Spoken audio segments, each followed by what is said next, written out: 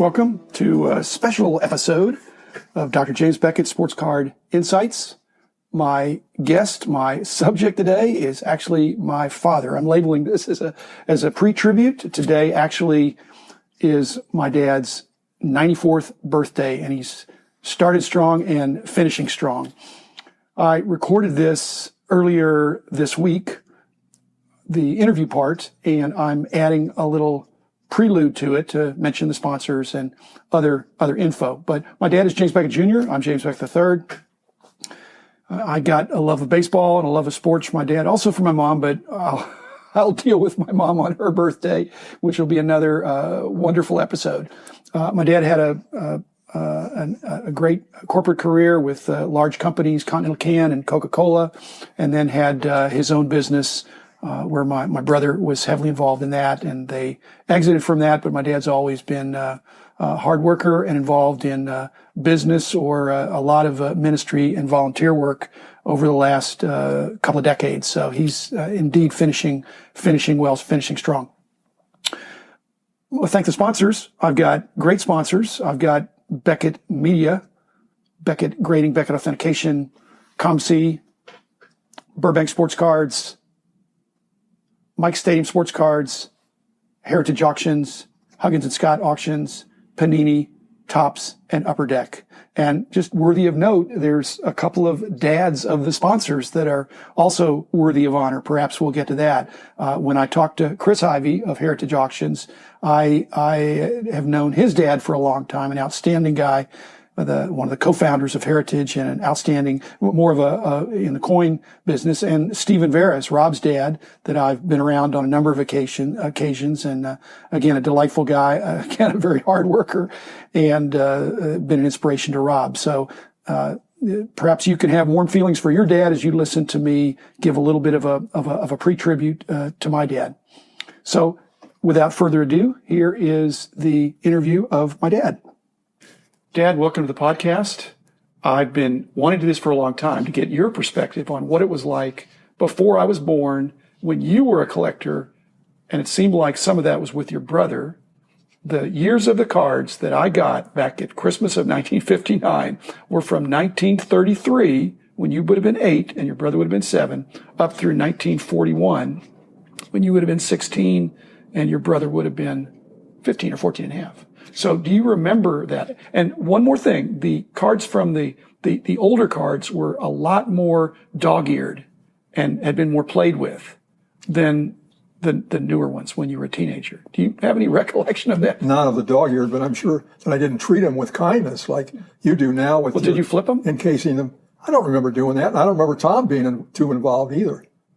Well, were they a joint collection, or were they yours and he tagged along as the little brother, or did you, how did that come about? There was a kind of a candy store on Western Avenue, which was walkable from where our apartment was.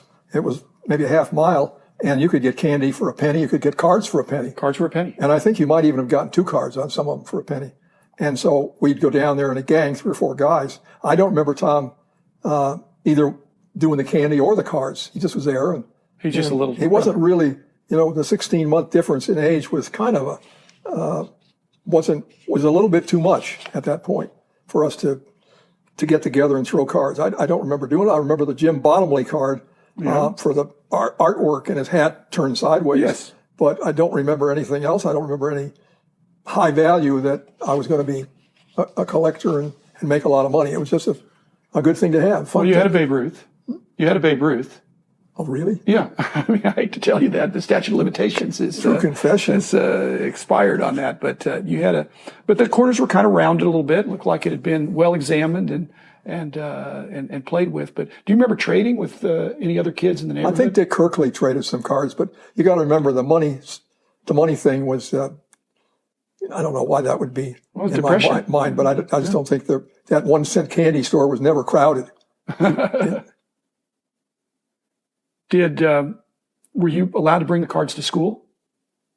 Because at some points, I don't remember. Teachers thought it was a distraction and didn't want. I'm just wondering if that was something you experienced, or whether teachers thought this is a good way for young boys to learn reading and math skills. Well, that's what you did, but I could remember some of the stuff on the back side of the card, but then I wasn't competing with anybody to know more than they knew on the cards.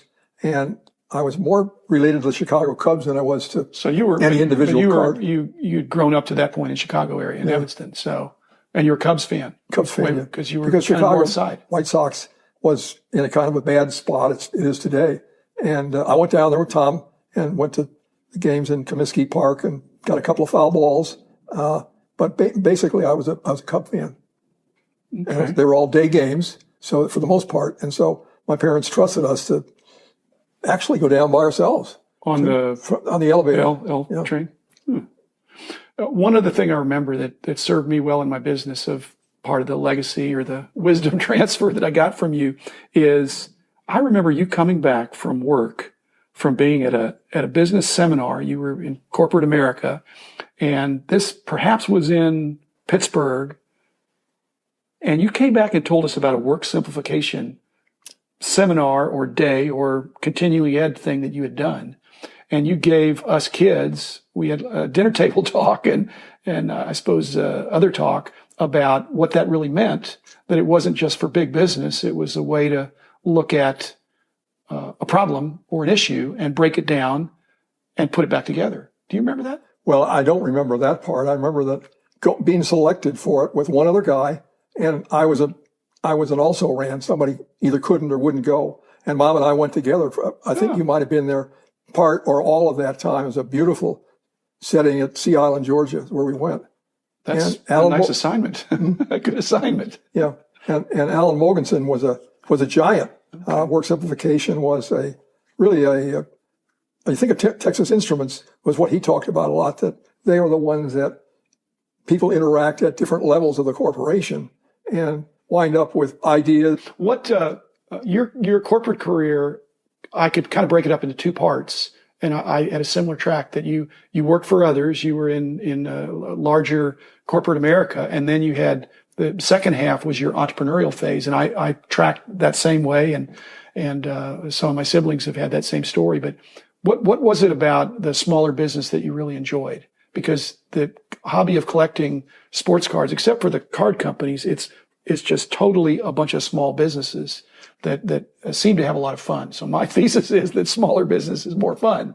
Is that been your experience? Well, I think you're in a big company and you really, especially in those days, you couldn't move stuff around and there was a lot of overseeing and reporting on minutiae. I remember with Coca-Cola, if you had a variance in any one account of, I think it was $15 or something like that from budget, they wanted an explanation on that. One of the things that I did, and it's come up in a previous edition or episode of the podcast, about how some of the ways in a small company, we did things that would be considered to be against the grain just because we didn't do anything illegal, but some of the conventional wisdom we went counter to. And I'm wondering, that was fun for me to say, everybody else does it, everybody's zigging, but I think if we zag, did you have those experiences? Is that hereditary as well in Fibernetics and some of the other smaller businesses? Did you kind of rewrite rules or make some new rules? We did a lot of acquisitions. I mean, when you look back at Fibernetics and the real estate company, we had several acquisitions and that was fun. I mean, I don't know that I did that great a job on it, but I enjoyed that I could sit there in the chair against a guy and see if we can work something out. Well, there's a corporate hierarchy with these large companies, and it's my experience is sometimes you don't know who's going to get the credit for your idea, and frequently it's not you. Whereas in a small company, if you mess up, people can see it, but if you do something good, it's very noticed and appreciated and makes a difference. And that's our listeners are either collectors or dealers or people in this industry who are making decisions about how to run their business or how to spend their money. And there's really not that many. Well, there's a lot of gray area. So you could make a decision that seems bad now, and it could. Again, I've told people that this is an industry. If you're a dealer or a collector, it's one of the few industries where if you don't sell your inventory, it appreciates rather than depreciates, and that's makes you wonder: do I really want to sell this if it's going to be worth more next year than it is right now? Again, no sure things, but. Dad, what do you think you gave to me? What I said in another podcast that for the young people I meet with, I always want, if it's a young man, I want him to get the best from his dad and the best from his mom.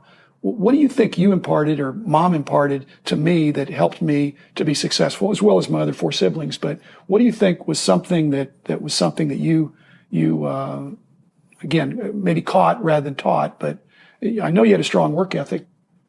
I think we're all a work in progress. So I don't think that I've arrived anywhere, but I'm blessed to have a godly father who was a good example in business, and actually also relevant to this podcast, a good example in collecting sports cards. If you hadn't collected, Dad, maybe, and your mom and dad hadn't saved them, which you attribute that to your mom, not your dad, right? I did what? You attribute the fact that your cards were saved to your mom, not your dad, probably. Oh, yeah. Because they were up in the attic. Yeah. Okay. Well, that's all for today. Okay. We'll maybe do another return with my dad. Just want to honor him, and we'll. Can we talk about the Babe Ruth card again? Well, that's long gone now. That's long gone. So, anyway, thanks, Dad. We'll talk again. Other than just the podcast, nice to come over and visit with you. Did you feel better telling me that about the Babe Ruth card after all these years? Dog-eared. Well, that's actually just the tip of the iceberg. That's a great one.